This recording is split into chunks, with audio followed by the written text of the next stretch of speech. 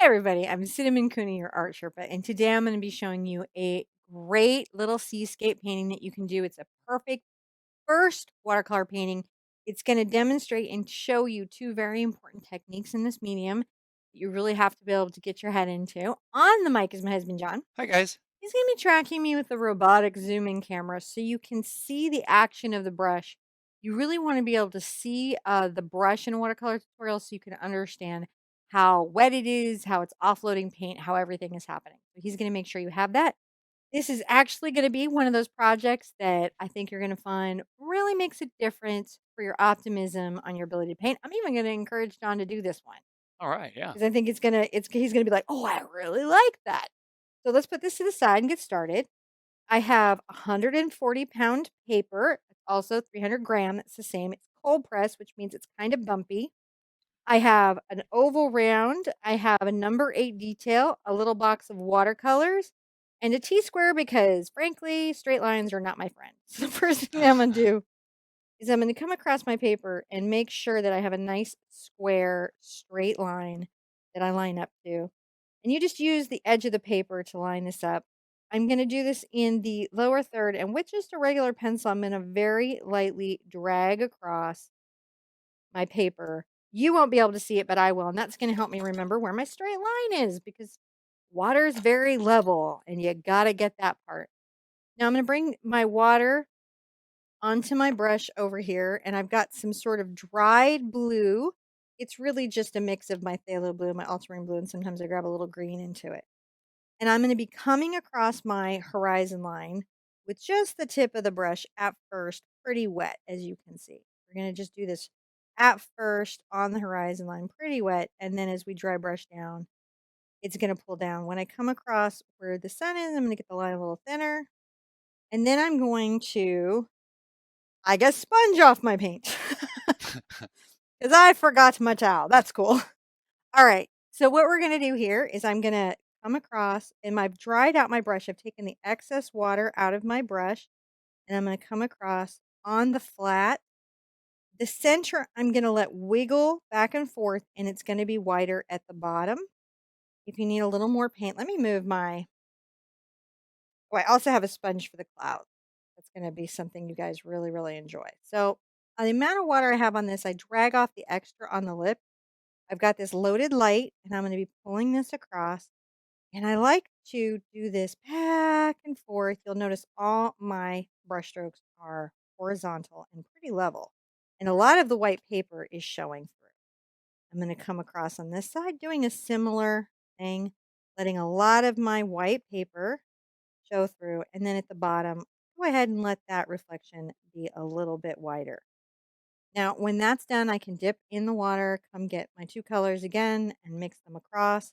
And you can, in a couple places, come back working this wet into wet.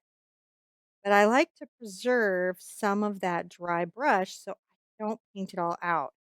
That's how I get that combination of wet into wet coloration and dry. And this is something that you really need to practice in your watercolor because it's the play of those two things against each other that will make or break a painting. So you can just see I'm just dry brushing it in here and making little reflections.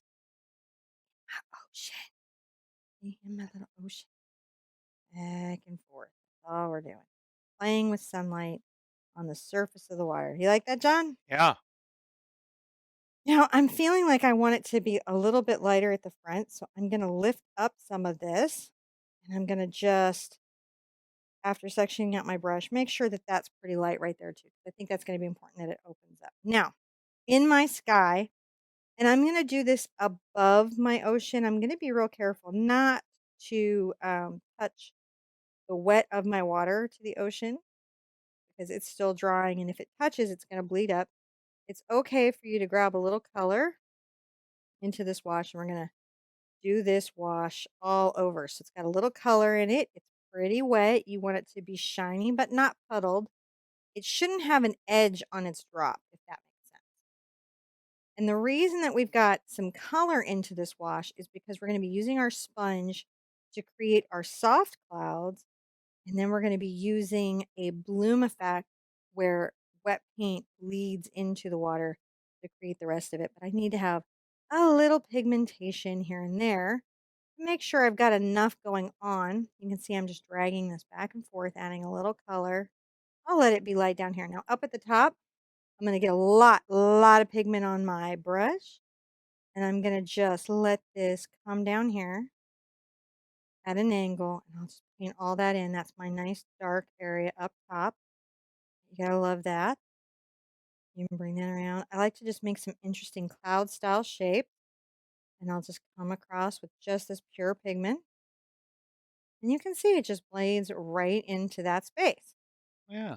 I'm going to rinse my brush out and just put it to the side. And this sponge is damp, but I'm going to make sure that all the water is wrung out of it. So it's damp, not dry, but it's very, very removed from water. And I'm going to just come up and make these little swirls and pull up a little of the pigment. And I have. You see that?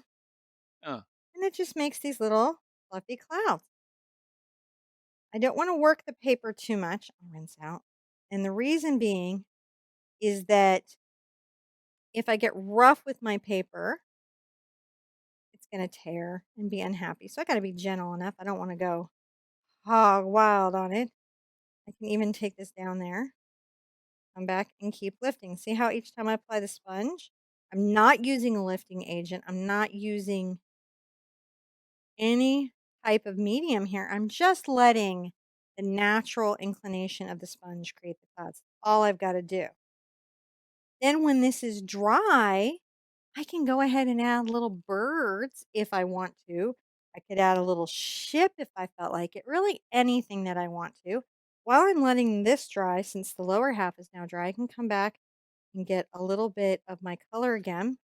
And you can even always dry brush over a second coat. That's something a lot of people don't know, that you can glaze in a dry brush over the first glaze. Look at that. You can just glaze that while you're waiting for the paper to dry up top. Now I'm going to just try to make sure I'm kind of up against my easel here. You know, I'm getting my little edges there. So it's just letting that happen. Ooh, I don't know what's going on. So I'm going to let my paper dry for a second. And through the magic of video, I'm going to come back and see you a second. I think it's going to take it about 10 minutes to 30 minutes to thoroughly dry, where I'm absolutely sure with the wash that the birds aren't going to bleed anywhere. So see you right back here. All right. So now our paper is thoroughly dry. I'm going to take a little bit of my Payne's Gray with my number 8 round. And see, I just load the brush up. I like to bring it over to the blue and kind of make sure the pigment on these little birds isn't too dark because they're far away. And I just very carefully with the tip of my brush make that classic. And I think we've all kind of seen these different places, little birds, they're far away, flying off in the distance. If they're bigger, they're closer, and if they're smaller, they're farther. And you can make a little flock. I think it can be just like flocking together and flying out there. And when you have that where you like it, I think it can be nice to get a little bit of your blue, a little bit of your gray here, and come down and just sign the corner. What did you think of this, John? I think it's really great.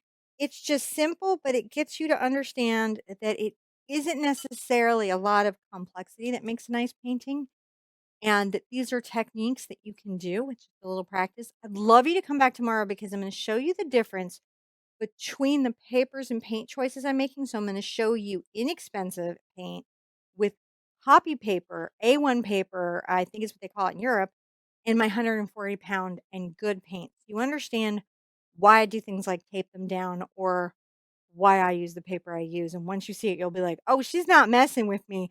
It's just good sense. And I think you'd be interested to see the different results I, an experienced painter, will get.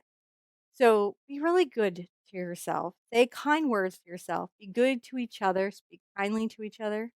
And we would like to see you in the studio again really soon. Bye Bye, bye. guys.